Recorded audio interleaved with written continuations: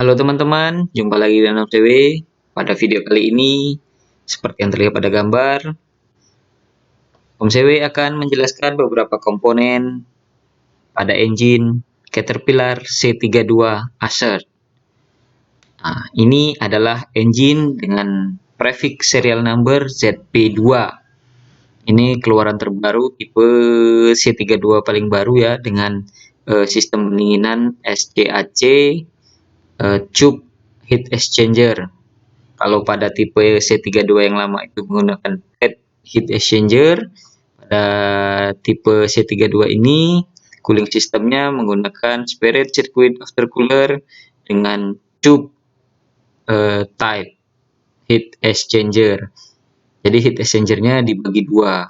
Nah, pada kesempatan ini Om CW akan menjelaskan itu sambil Om CW melakukan seat trial. Ya, ini adalah engine C32 Assert yang terpasang pada kapal Crowboat ya. Inilah ke kondisinya. Engine-nya ini dari samping kanan kita lihat. Nah, ini dari belakang. Kompleks sekali ya kalau di kapal Crowboat ini. Nah, ini fuel water separator. Kita jelaskan dari sini dulu ya. Ini adalah fuel water separator. Gunanya untuk menyaring air yang ada di dalam fuel. Ini fuel water separator. Nah, ini dia tipenya duplex ya. Ini untuk memilih choice-nya, kita mau pakai satu atau pakai dua-duanya daripada filter ini. Itu ya. Nah, alirannya itu dari tangki ke water separator ini. Kalau ke bawah dia open. Nah, setelah dari water separator tadi menuju ke port inlet daripada fuel transfer pump. Ini transfer pumpnya sembunyi dia ya, di belakangnya aftercooler. Nah, setelah dari transfer pump tadi dia masuk ke filter dan masuk ke filter. Setelah difilterisasi, port ini dia masuk ke ada port untuk bagi dua, untuk silinder kanan dan silinder kiri. Tuh, nah ini yang di silinder kiri, ini portnya masuk ke injektor nih, dari depan dia mengalir ke belakang sampai ke return port. Nah, ini return portnya ya, di belakang cylinder head. Dari return port dia masuk ke return check valve. Nah, ini dari kiri dan kanan bersatu dia di sini. Dari return portnya ada check valve-nya di sini ya. Kemudian dia baru masuk ke fuel cooler. Fuel cooler yang ada di sisi kiri engine ini baru kembali ke tangki. Itu ya, itu portnya kembali ke tangki. Nah, ini fuel cooler tadi gunanya untuk mendinginkan fuel sebelum dia kembali ke daily tank.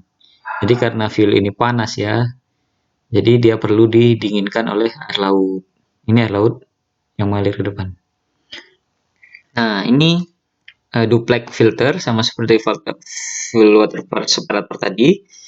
Nah, ini bisa dipakai dua-duanya, bisa juga dipakai salah satunya.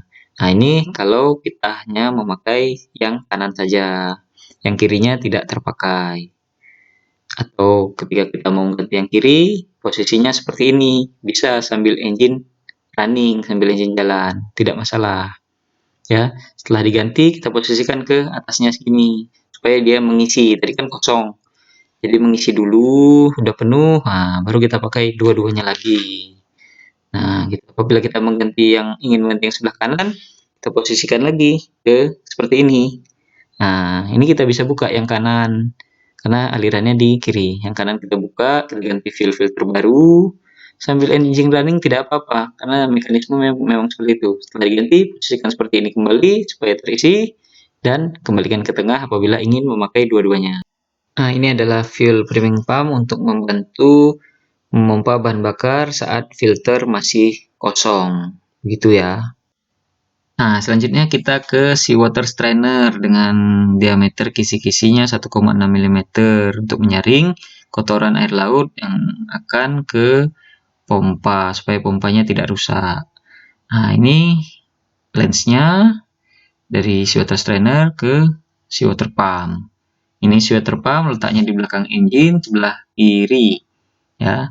Nah, ini lensnya masuk ke lens ke fuel cooler dahulu, kemudian baru ke depan dia mendinginkan heat exchanger untuk after cooler, mendinginkan yang sebelah kiri.